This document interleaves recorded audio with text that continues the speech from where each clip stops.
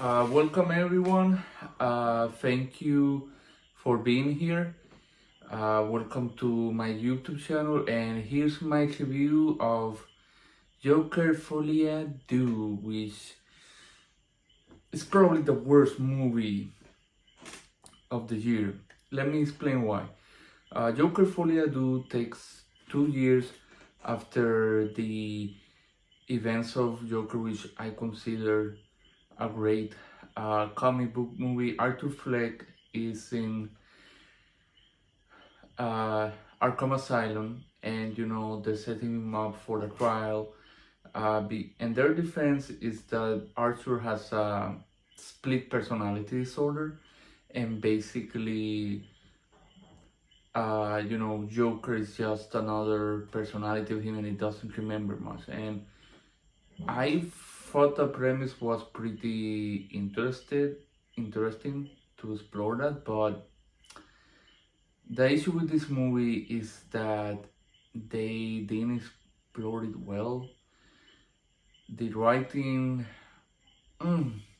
is really awful because it just touches the same thing, the same note over and over again, and it became to a point that I felt the movie was boring. The story stands still because basically Arthur, being in Arkham, then going to the trial, then going back to Arkham, and that's it. And most of the film, really nothing interesting happens because most of the scenes, they lack credibility, they lack any sense, they lack any type of creativity whatsoever. So to me, it felt really like a huge disappointment. I think this movie is complete another example that, this should have been a standalone film.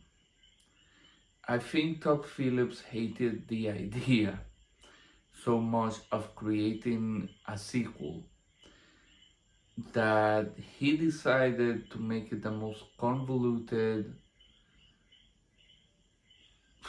terribly written as possible. I mean, that's how I felt while I was watching this movie. The problem also with this movie is that it feels like you're watching two movies at the same time. Sometimes it's a jukebox musical, and other times it's a courtroom drama. The musical numbers are okay. I mean, Lady Gaga is fantastic as always. I love her as both an actress and a singer. But the issue is the following: is that all of those musical numbers didn't elevate the story. They didn't make the story more memorable or iconic. Like, if you take all of those musical numbers, it wouldn't have affected the story. It wouldn't have affected the story. Again, I love Lady Gaga. She's great in this movie. The issue is that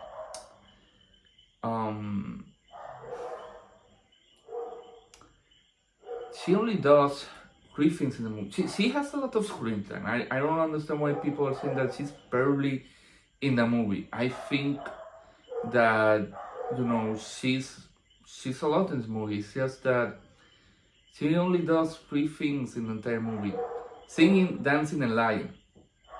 I mean, she does it well, but the writing, the lines that they give her are so poor that you just like, seriously, couldn't you have worked a better plan or something? It's like wow. And the last 20 minutes on this movie, again, all of the credibility goes through the window.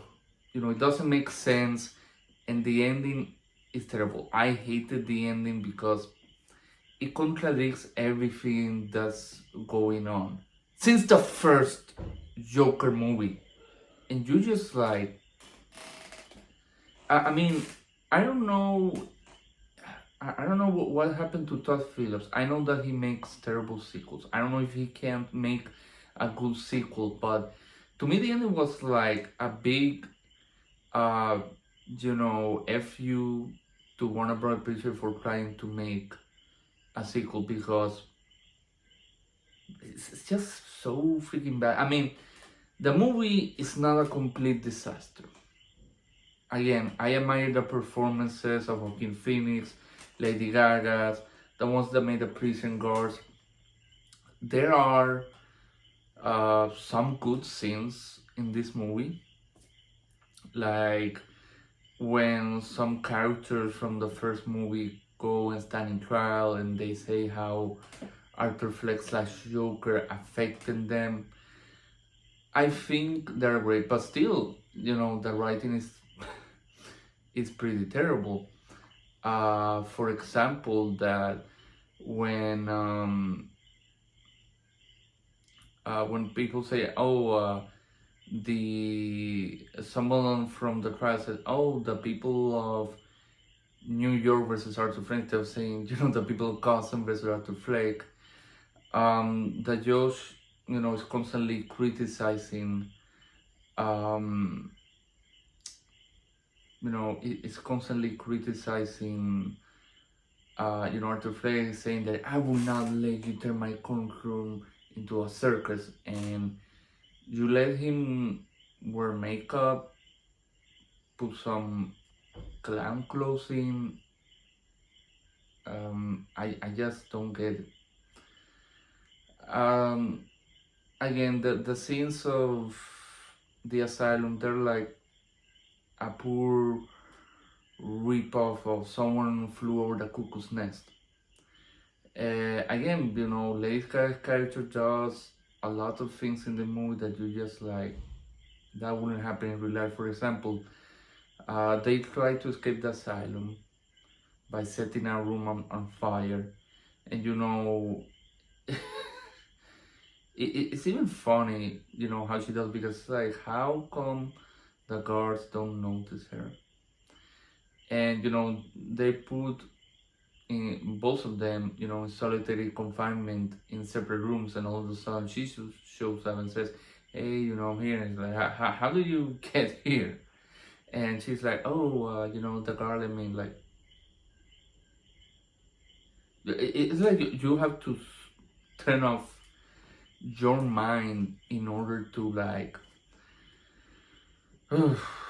try to understand, what's going on here, because this movie makes no sense at all. Cinematography is beautiful. Atmosphere is great. That the way they shot some scenes, especially the courtrooms, pretty great. The way they shot the musical numbers, I loved it. But again, this movie is so freaking unnecessary.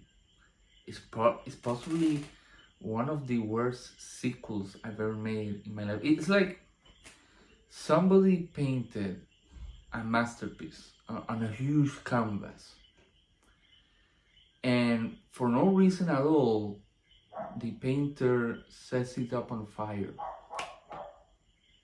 That's what Todd Phillips did.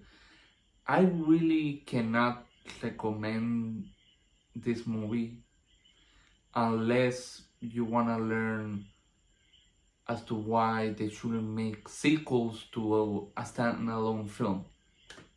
They shouldn't, because this is a huge example. Yeah, I really cannot recommend it. Just stay with the first one, because the second one is like a complete and utter disaster. It does nothing new to the Joker universe. So I'm gonna give Joker Folie a Deux 3.5 out of 10 stars. 3.5 is mostly because acting, cinematography, the music and some of the sequences at the courtroom drama. But other than that, just keep this one for your own sake. Have a nice day.